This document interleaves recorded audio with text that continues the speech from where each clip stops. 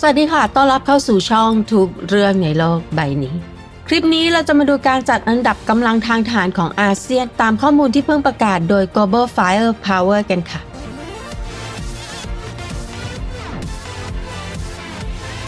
อินโดนีเซียเป็นประเทศที่มีกำลังทางทหารอันดับหนึ่งในอาเซียน โดยติดอันดับที่ 13 ของโลก รัฐบาลอินโดนีเซียได้ดำเนินแผนการปรับปรุงกองทัพมาเป็นเวลานานจนถึงปี 2024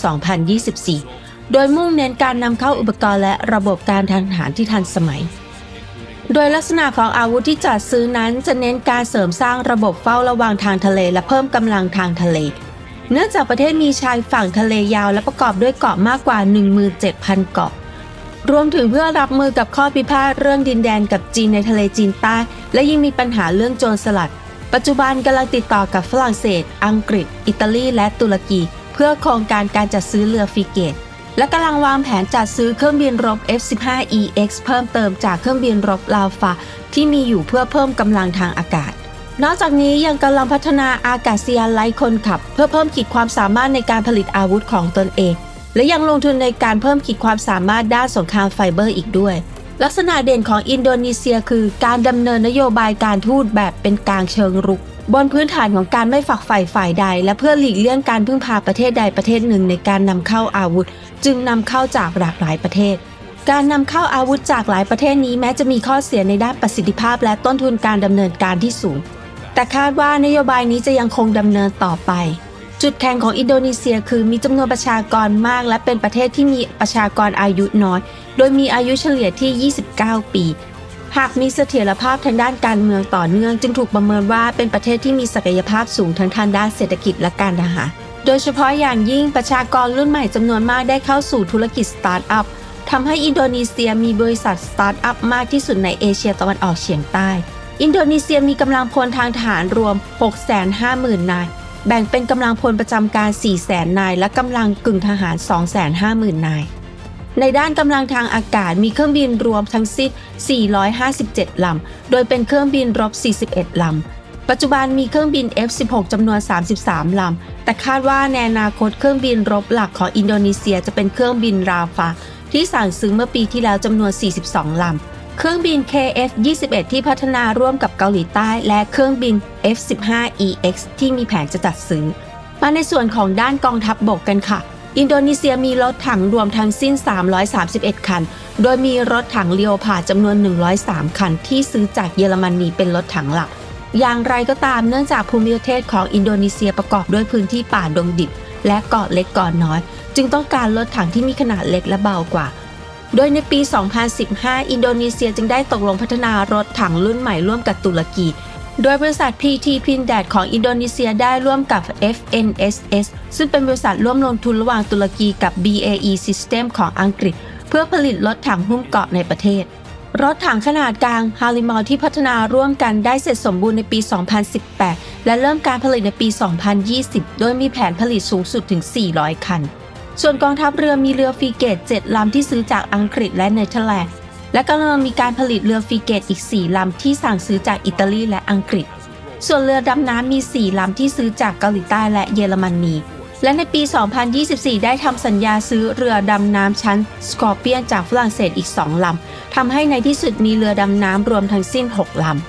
ำต่อมาอันดับที่ 2 คือเวียดนามซึ่งได้รับการจัดอันดับเป็นอันดับที่ 23 ของโลกเวียดนามมีประวัติศาสตร์การทำสงครามกับจีนหลายครั้งและหลังสงครามเวียดนามยังเกิดสงครามพรมแดนกับจีนในปี 1979 ปัจจุบันยังมีข้อพิพาทเรื่องดินแดนกับจีนในทะเลจีนใต้นอกจากนี้ยังมีความกังวลด้านความมั่นคงทางอาหารและเศรษฐกิจเนื่องจากการก่อสร้างรถไฟฟ้าความเร็วสูงในลาวการสร้างฐานทัพเรือเรียมในกัมพูชาและแผนการก่อสร้างคลองฟูนันเตโชที่ได้รับการสนับสนุนจากรัฐบาลจีนซึ่งเป็นโครงการก่อสร้างเส้นทางเดินเรือมูลค่าประมาณ 1.7 พันล้านดอลลาร์เชื่อมต่อท่าเรือพนมเปญกับชายฝั่งของกัมพูชามีข้อสงสัยว่าอาจถูกใช้เป็นฐานทัพเรือของจีนและมีการประเมินว่าจะเป็นภัยคุกคามทางทหารเนื่องจากกองทัพเรือจีนอาจใช้คลองนี้ในการเข้าถึงแม่น้ำโขงโดยเฉพาะอย่างยิ่งเวียดนามมองว่าการขยายอิทธิพลของจีนในกัมพูชาและลาวเป็นยุทธศาสตร์การล้อมรอบเวียดนามรัฐบาลเวียดนามจึงได้ลงทุนอย่างมากในการเสริมสร้างขีดความสามารถทางทหารโดยเน้นที่กองทัพเรือและกองทัพอากาศ ได้ปรับเปลี่ยนยุทธศาสตร์ใหม่เนื่องจากสถานการณ์ที่เปลี่ยนแปลงไปโดยมุ่งพัฒนากองทัพบกกองทัพเรือและกองทัพอากาศอย่างสมดุลและเพิ่มการลงทุนในกองทัพบกซึ่งเคยได้รับการลงทุนที่น้อยกว่าดังนั้นปัจจุบันจึงกำลังพัฒนาขีดความสามารถในการรบของกองทัพบกผ่านการจัดหารถถังรุ่นใหม่ระบบปืนใหม่ขั้นสูงอาวุธทางทหารราบขั้นสูงรวมถึงพัฒนาหลักนิยมและยุทธศาสตร์การรบใหม่เวียดนามซึ่งมีกำลังทางทหารและเศรษฐกิจด้อยกว่าจีนได้นำยุทธศาสตร์เม่นมาใช้โดยมุ่งการใช้อาวุธที่มีความคล่องตัวเช่นอาวุธต่อต้านรถถังต่อต้านอากาศยานและต่อต้านเรือเพื่อการป้องปรามและป้องกันตัวจากศัตรูที่เหนือกว่าหัวใจหลักของยุทธศาสตร์เม่นคือการที่เวียดนามซึ่งมีงบประมาณด้านการป้องกันประเทศที่จำกัดใช้การรบแบบอสมมาตรอย่างมีประสิทธิภาพในการต่อกรกับศัตรูที่เหนือกว่าโดยการติดตั้งอาวุธขนาดเล็กและน้ำหนักเบาจำนวนมากเช่นระบบต่อสู้อากาศยานแบบพกพาขีปนาวุธนำวิถีต่อต้านรถถังรวมถึงขีปนาวุธต่อต้านอากาศยานและเรือดำน้ำหนึ่งในแกนหลักของแผนป้องกันประเทศเวียดนามคือการเสริมสร้างความร่วมมือกับรัสเซียโดยรับเทคโนโลยีทางทหารด้านเครื่องบินรบและเรือดำน้ำจากรัสเซียและเสริมสร้างความร่วมมือกับอินเดียซึ่งเป็นคู่แข่งของจีนโดยร่วมมือกับอินเดียในการรับมือกับจีนและเพิ่มความร่วมมือทางทหารและเศรษฐกิจจุดแข็งของเวียดนามเช่นเดียวกับอินโดนีเซียคือการมีประชากรที่มีอายุน้อยโดยปัจจุบันชาวเวียดนามมีอายุเฉลี่ย 32.8 ปีซึ่งแสดงถึงศักยภาพในการเติบโตทางเศรษฐกิจที่สูงและในช่วงปลายทศวรรษ 2000 บริษัทข้ามชาติที่ลงทุนในจีนได้ใช้กลยุทธ์ 1+1 คือการตั้งโรงงานในเวียดนามเช่นเดียวกับที่มีในจีนเพื่อกระจายความเสี่ยงทางธุรกิจส่งผลให้มีโรงงานข้ามชาติจำนวนมากตั้งในเวียดนามทำให้ความสามารถด้านการผลิตของเวียดนามเพิ่มขึ้นเวียดนามมีกำลังพลทั้งหมด 850,000 นายแบ่งเป็นกำลังพลประจำการ 600,000 นายและกองกำลังกึ่งทหาร 250,000 นายสิ่งที่น่าประหลาดใจคือกองกำลังพลสำรองที่สามารถระดมได้ถึง 5 ล้านคนทำให้เป็นประเทศที่มีอัตราส่วนกำลังพลที่สามารถระดมได้ต่อประชากร 1,000 คนสูงที่สุดในโลกเวียดนามมีรถถังทั้งหมด 1,374 คันแต่ส่วนใหญ่เป็นรถถังรุ่นเก่าโดยรถถังที่ทันสมัยที่สุดคือรถถัง T-90S ของรัสเซียซึ่งมีจำนวน 64 คันตามข้อมูลของ GFP กองทัพอากาศเวียดนามมีเครื่องบินรวมทั้งสิ้น 246 ลำโดยเป็นเครื่องบินรบ 41 ลำเครื่องบินรบรุ่นซู22ซึ่งเป็นรุ่นเก่าที่สุดที่มีอยู่นั้นใช้งานเกือบ 40 ปีแล้วซึ่งกำลังผลักดันการจัดซื้อเครื่องบินรบรุ่นใหม่เวียดนามได้ซื้อเครื่องบินฝึกยักษ์130จากรัสเซียในปี 2019 ดังนั้นเครื่องบินรบที่มีความเป็นไปได้สูงที่จะจัดซื้อคือซู35ซู57และซู75อย่างไรก็ตามหลังจากที่เวียดนามซื้อเครื่องบินฝึก Texas T-6C จากสหรัฐก็มีการคาดการณ์ว่าอาจมีความเป็นไปได้ที่จะซื้อเครื่องบินรบ F-16 กองทัพเรือเวียดนามมีเรือฟริเกต 9 ลำเรือดำน้ำชั้นกิโล 6 ลำที่ซื้อจากรัสเซียและเรือดำน้ำชั้นยูโก 3 ลำที่ใช้สำหรับการแทรกซึมอันดับที่ 3 คือประเทศไทยซึ่งได้รับการจัดอันดับให้อยู่ในอันดับที่ 25 ของโลกไทยได้รับการประเมินว่ามีตำแหน่งที่ตั้งทางภูมิรัฐศาสตร์ที่ค่อนข้างมั่นคงและได้รับการประเมินว่ามีจุดแข็งในด้านการทูตที่เป็นกลางและสมดุลอย่างไรก็ตามการเพิ่มขึ้นของอิทธิพลจีนในกัมพูชาความไม่มั่นคงในเวียดนามและความต้องการรักษาทรัพยากรทางทะเลและเส้นทางการค้าในทะเลอันดามันกำลังกลายเป็นภัยคุกคามความมั่นคงของชาติกองทัพไทยได้รับการประเมินว่าเป็นประเทศที่มีขีดความสามารถทางการทหารที่โดดเด่นและกำลังผลักดันแผนการพัฒนาพื้นที่ระเบียงเศรษฐกิจตะวันออกให้เป็นศูนย์กลางอุตสาหกรรมขั้นสูงรวมถึงการลงทุนอย่างมากในด้านขีดความสามารถทางอุตสาหกรรมป้องกันประเทศการสงครามไฟเบอร์และการพัฒนาโดรนระบบเฝ้าระวังทางทะเลและระบบสื่อสารดาวเทียมตามการประเมินของ GFP ไทยมีกำลังพลประจำการประมาณ 360,000 นายกองกำลังกึ่งทหาร 25,000 นายและมีรถถังจำนวน 635 คันรถถังหลักที่ใช้ได้แก่ VT4 T84 Offload และ M60A3 เวอร์ชันที่ได้รับการปรับปรุงประสิทธิภาพกองทัพอากาศไทยมีเครื่องบินรวมทั้งสิ้น 493 ลำโดยเป็นเครื่องบินรบ 72 ลำอย่างที่ทุกท่านทราบดีว่าเมื่อเครื่องบิน F-16 รุ่นเก่าถูกปลดประจำการเครื่องบินกิฟเพนจะเป็นเครื่องบินรบหลักของกองทัพอากาศไทยส่วนกองทัพเรือมีเรือรบทั้งสิ้น 293 ลำโดยเป็นเรือฟริเกต 7 ลำต่อมาอันดับที่ 4 คือสิงคโปร์โดยได้รับการจัดอันดับให้อยู่ในอันดับที่ 29 ของโลกสิงคโปร์ยังคงใช้ระบบเกณฑ์ทหารและเป็นที่ทราบกันดีว่ามีอาวุธยุทโธปกรณ์ที่ทันสมัยที่สุดในบรรดาประเทศอาเซียน มีกำลังพลทั้งหมด 51,000 นายและกองกำลังกึ่งทหาร 12,000 นายรวมทั้งหมดประมาณ 63,000 นายกองทัพบกมีรถเรียวพาดของเยอรมนี170 คันกองทัพอากาศมีเครื่องบินรวม230 ลำประกอบด้วยเครื่องบินขับไล่ F-16 จำนวน60 ลำ F-15 จำนวน 40 ลำ F-35 จำนวน20 ลำและเฮลิคอปเตอร์ Apache 20 ลำส่วนกองทัพเรือมีเรือฟริเกตชั้น Formidable ของฝรั่งเศสจำนวน 6 ลำเรือดำน้ำ 6 ลำแต่สิ่งที่น่าสนใจคือสิงคโปร์กำลังพัฒนาเรือรบอเนกประสงค์ MRCV ขนาด 10,000 ตันร่วมกับเดนมาร์กและสวีเดนอันดับที่ 5 คือเมียนมาซึ่งได้รับการจัดอันดับอยู่ในอันดับที่ 37 ของโลกตามข้อมูลของ GFP กองทัพเมียนมามีกำลังพลประจำการ 150,000 นายและกองกำลังกึ่งทหาร 55,000 นายรวมทั้งสิ้นประมาณ 200,000 นายอย่างไรก็ตามเนื่องจากในปัจจุบันมีจำนวนทหารที่แปรพักออกจากกองทัพเป็นจำนวนมากทำให้จำนวนกองกำลังพลจริงอาจน้อยกว่านี้ตามการประเมินของ GFP ก่อนการทำรัฐประหารในปี 2021 กองทัพเมียนมามีกำลังพล 400,000 นายแต่ตามรายงานในปี 2023 ระบุว่าขนาดของกองทัพเมียนมากำลังลดลงอย่างรวดเร็วเนื่องจากการแปรพักอย่างไรก็ตามเนื่องจากไม่มีข้อมูลที่แม่นยำจึงมีความเป็นไปได้สูงที่กองกำลังทหารของเมียนมาอาจจะถูกประเมินสูงเกินจริงสกอตต์ มาร์แชลอดีตเอกอัครราชทูตสหรัฐประจำเมียนมาประเมินว่ากองทัพเมียนมาเป็นเสมือนรัฐในรัฐ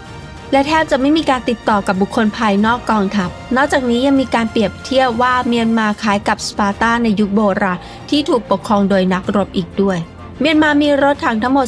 445 คันโดยเป็นรถถังหลักคือ T-72 ของรัสเซียและรถถังรุ่นที่3 Type 90 ของจีนสิ่งที่น่าสนใจคือพวกเขาได้พัฒนารถถังเบาโดยใช้ปืนใหญ่อัตราจรแบบตีนตะขาบ 2S1 กวอฟติก้าของรัสเซียเป็นฐานและติดตั้งป้อมปืนขนาด 105 มม. ของจีนกองทัพอากาศมีเครื่องบินทั้งหมด 317 ลำโดยเป็นเครื่องบินขับไล่ 58 ลำเครื่องบินรบที่ทันสมัยที่สุดคือซู 30นอกจากนี้ยังได้ซื้อ JF-17 ที่พัฒนาโดยปากีสถานและจีนแต่ตามรายงานของกองทัพอากาศเมียนมา JF-17 ประสบปัญหาด้านโครงสร้างเรดาร์ร้อนเกินไปและปัญหาเครื่องยนต์ทำให้ต้องหยุดการใช้งานอีกทั้งมีขีดความสามารถจำกัดทั้งในการรบทางอากาศและการโจมตีภาคพื้นดินจึงถูกวิจารณ์ว่าเป็นการสิ้นเปลืองงบประมาณส่วนกองทัพเรือมีเรือรบทั้งหมด232 ลำมีเรือฟริเกต 6 ลำเรือดำน้ำ 3 ลำได้แก่เรือดำน้ำชั้นกิโล 1 ลำที่ซื้อจากอินเดียเรือดำน้ำชั้นหมิง 1 ลำที่ซื้อจากจีนและเรือดำน้ำที่ไม่ทราบที่มา 1 ลำซึ่งพบใกล้กับกรุงย่างกุ้งอันดับที่ 6 คือฟิลิปปินส์ซึ่งได้รับการจัดอันดับอยู่ในอันดับที่ 41 ของโลกหลังสงครามโลกครั้งที่ 2 ฟิลิปปินส์เคยเป็นประเทศที่มีความเจริญรุ่งเรืองเป็นอันดับ 2 ในเอเชียตะวันออกรองจากญี่ปุ่นแต่หลังจากการประกาศกฎอัยการศึกเป็นเวลา 9 ปีในสมัยประธานาธิบดีมาโกสประเทศก็ล่มสลายจากคอร์รัปชันและไม่สามารถฟื้นตัวได้แม้จะมีประชากร 120 คนมีทรัพยากรอุดมสมบูรณ์และเป็นประเทศที่มีประชากรอายุเฉลี่ย 25 ปีแต่เนื่องจากการคอร์รัปชันและโครงสร้างพื้นฐานทางอุตสาหกรรมที่อ่อนแอทำให้ศักยภาพในอนาคตไม่ได้รับการประเมินที่สูงมากนักแม้จะพยายามปรับปรุงกองทัพให้ทันสมัยมาเป็นเวลานานเนื่องจากความขัดแย้งกับจีนในทะเลจีนใต้แต่ก็ต้องประสบปัญหากับอุปสรรคทางด้านเศรษฐกิจในปี 1997 วิกฤตเศรษฐกิจในปี 2007 และการระบาดของโรคเนื่องจากข้อจำกัดทางเศรษฐกิจทำให้การเพิ่มศักยภาพทางทหารเป็นไปได้ยากในที่สุดจึงต้องเลือกเส้นทางความร่วมมือกับสหรัฐอเมริกาซึ่งกำลังขัดแย้งกับจีนปัจจุบันฟิลิปปินส์ได้รับการสนับสนุนจากสหรัฐในการเพิ่มสิ่งอำนวยความสะดวกในการเฝ้าระวังชายฝั่งและค่าใช้จ่ายทางทหารเมื่อเดือนกุมภาพันธ์ปีที่แล้วได้เจรจากับสหรัฐเพื่อมอบพื้นที่เพิ่มเติม4 แห่งให้กับกองทัพสหรัฐโดยฐานทัพเรือที่คายากันที่สหรัฐได้รับใหม่นั้นอยู่ห่างจากไต้หวันเพียง 400 กิโลเมตรซึ่งสามารถเป็นจุดยุทธศาสตร์สำคัญในกรณีที่เกิดความขัดแย้งกับไต้หวันและจังหวัดพาลาวันที่อยู่ใกล้กับหมู่เกาะสปาลิที่มีข้อขัดแย้งกับจีนดังนั้นจากตำแหน่งที่ตั้งของฐานทัพสหรัฐแห่งใหม่จึงเห็นเจตนารมณ์ของฟิลิปปินส์และสหรัฐอย่างชัดเจนอย่างไรก็ตามมีเสียงคัดค้านภายในฟิลิปปินส์ว่าความร่วมมือทางทหารกับสหรัฐกับเพิ่มความเสี่ยงที่จะเกิดการปะทะทางทหารนักวิชาการบางคนถึงกับเสนอว่าพื้นที่ที่มีความเป็นไปได้สูงสุดที่จะเกิดความขัดแย้งในทะเลจีนใต้ไม่ใช่ไต้หวันแต่เป็นบริเวณฟิลิปปินส์กองทัพฟิลิปปินส์มีกำลังพลประจำการ 150,000 นายและกองกำลังกึ่งทหาร 35,000 นาย รวมทั้งสิ้นประมาณ 185,000 นายปัจจุบันมีรถถังซาบราจำนวน 10 คันซึ่งเป็นรถถังสเปนที่ถูกดัดแปลงโดยบริษัท Elbit System ของอิสราเอลตามความต้องการของฟิลิปปินส์กองทัพอากาศมีเครื่องบินขับไล่คือ FA-50 จำนวน 12 ลำกองทัพเรือมีเรือฟรีเกตติดตั้งขีปนาวุธ 2 ลำเป็นอาวุธหลักและมีแผนที่จะจัดซื้อเครื่องบินขับไล่เพิ่มเติมอีก 40 ลำเพื่อเพิ่มขีดความสามารถทางอากาศโดยเมื่อปีที่แล้วได้เลือก F-16 และ KF-21 ของเกาหลีใต้เป็นตัวเลือกหลักและอยู่ระหว่างการเจรจาอันดับที่ 7 คือมาเลเซียซึ่งได้รับการจัดอันดับอยู่ในอันดับที่ 43 ของโลกมาเลเซียรักษาความมั่นคงทางทหารผ่านข้อตกลงป้องกัน 5 ประเทศซึ่งประกอบด้วยมาเลเซียอังกฤษออสเตรเลียนิวซีแลนด์และสิงคโปร์ตั้งแต่ได้รับเอกราชและในช่วงสงครามเย็นมาเลเซียได้รับการป้องกันทางอ้อมจากสหรัฐในฐานะเป็นหนึ่งในนโยบายสกัดกั้นคอมมิวนิสต์ในภูมิภาคเอเชียตะวันออกเฉียงใต้จึงไม่มีความจำเป็นเพิ่มการใช้จ่ายทางทหารเพื่อเสริมสร้างกำลังป้องกันประเทศเป็นพิเศษแต่หลังจากสิ้นสุดสงครามเย็นการสนับสนุนทางทหารของสหรัฐในเอเชียตะวันออกเฉียงใต้เริ่มลดลงมาเลเซียจึงเริ่มเพิ่มการลงทุนด้านกำลังทหารและปัจจุบันมีการลงทุนค่อนข้างมากในการปรับปรุงกองทัพให้ทันสมัยและเสริมสร้างกองกำลังทางอากาศและทางเรือในด้านอุตสาหกรรมมาเลเซียมีความร่วมมือทางธุรกิจกับ Airbus ของยุโรปโดยส่งออกชิ้นส่วนให้กับ Airbus ทำให้อุตสาหกรรมด้านอวกาศเติบโตอย่างรวดเร็วนอกจากนี้ยังมีบริษัทผลิตยานพาหนะและอู่ต่อเรือของตนเองส่งผลให้อุตสาหกรรมป้องกันประเทศเติบโตอย่างต่อเนื่องอย่างไรก็ตามหลังจากปี 2018 ความไม่มั่นคงทางการเมืองทำให้แผนปรับปรุงกองทัพให้ทันสมัยไม่ค่อยคืบหน้าทำให้ความเก่าของอาวุธยุทโธปกรณ์กลายเป็นปัญหาสำคัญอีกทั้งการที่อาวุธจากฝ่ายคอมมิวนิสต์และฝ่ายตะวันตกปะปนกันทำให้การใช้อาวุธไม่มีประสิทธิภาพจึงมีรายงานว่าได้เปลี่ยนทิศทางการซื้ออาวุธมาจากฝ่ายตะวันตกแทนมาเลเซียมีกำลังพลประจำการ 113,000 นายและกองกำลังกึ่งทหาร 100,000 นายรวมทั้งหมด 213,000 นายและมีรถถังทั้งหมด 48 คันทั้งหมดเป็นรถถัง PT-91M ที่พัฒนาโดยโปแลนด์โดยใช้ T-72 เป็นฐานกองทัพอากาศมีเครื่องบินทั้งหมด 135 ลำโดยเป็นเครื่องบินขับไล่หลักคือ FA-50 จำนวน 18 ลำที่ทำสัญญาซื้อกับเกาหลีใต้ในปี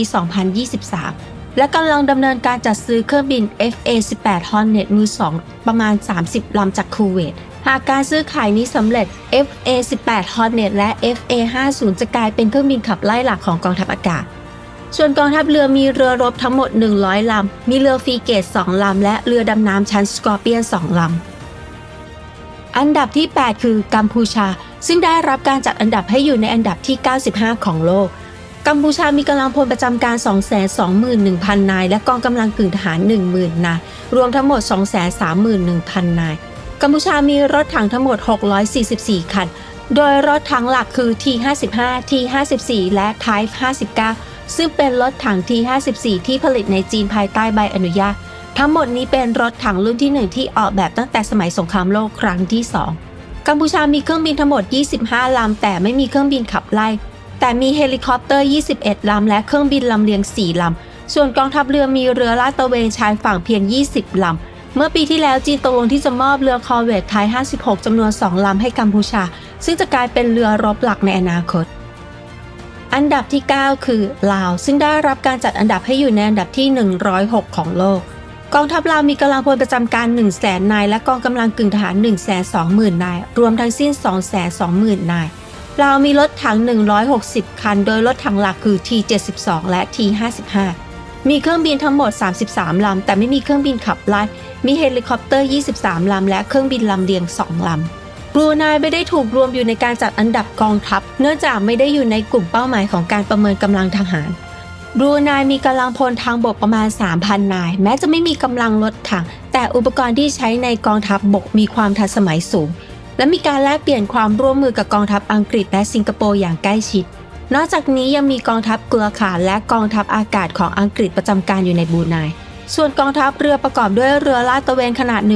1,625 ตันจำนวน 4 ลำและเรือเร็วส่วนกองทัพอากาศไม่มีเครื่องบินขับไล่แต่มีเครื่องบินลำเลียง 2 ลำเฮลิคอปเตอร์ 14 ลำและเครื่องบินขนาดเล็กอื่นๆอีก 20 ลำและนี่คือการจัดอันดับกองทัพในกลุ่มประเทศอาเซียนในปี 2025 และท่านผู้ชมอยากให้ทางช่องทำเรื่องเกี่ยวกับอะไรเขียนคอมเมนต์มาบอกกันได้นะคะขอบคุณสำหรับการติดตามรับชมกดไลค์กดแชร์เขียนคอมเมนต์และการสนับสนุนช่องทุกช่องทางค่ะและพบกันใหม่คลิปหน้านะคะสวัสดีค่ะ